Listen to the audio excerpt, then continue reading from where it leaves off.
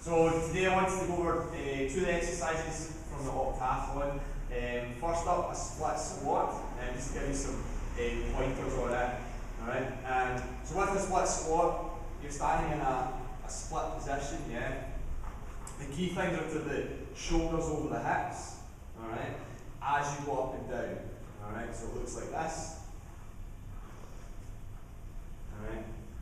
The other thing to think about, I don't talk about this much, is keeping the pelvis level.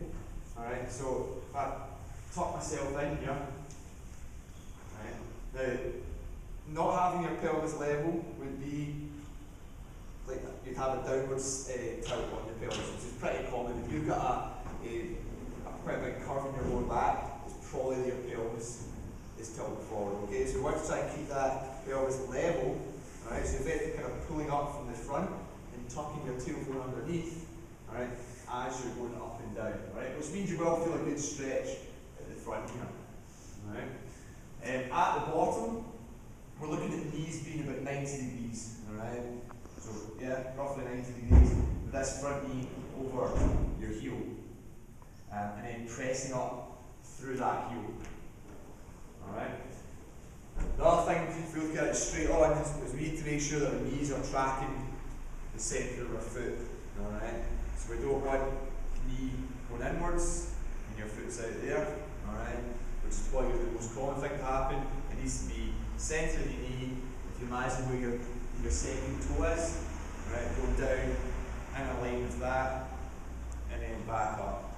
Alright? If I deal with the most common problem, and give you some tips on that. So the most common thing we see going wrong is this. Alright, where we're actually coming forward and down, alright, as opposed to just going straight down and up.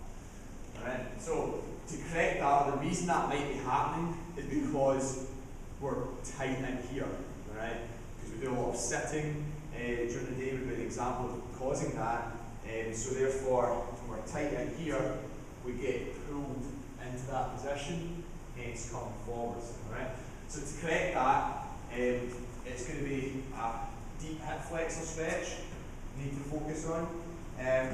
So with the hip flexor stretch, probably where people get it wrong, perhaps maybe even overemphasising too much, is that people will just do this. Push the hips forwards, okay? Which does give you a bit of a stretch in the hip flexor, but it doesn't do anything for leveling out your pelvis. Alright? So what you want to do is actually get into this split position, alright? And then all you really want to do is pull up from the front and kind of push forward slightly. Alright, right there I'm getting a really deep stretch there. Hold that for 10 to 20 seconds and then relax. Okay? And then level it off. Okay? And then relax. Alright, as opposed to doing this big, gigantic push forward. Alright? Does that make sense to everybody? Is there any questions on that? Okay, so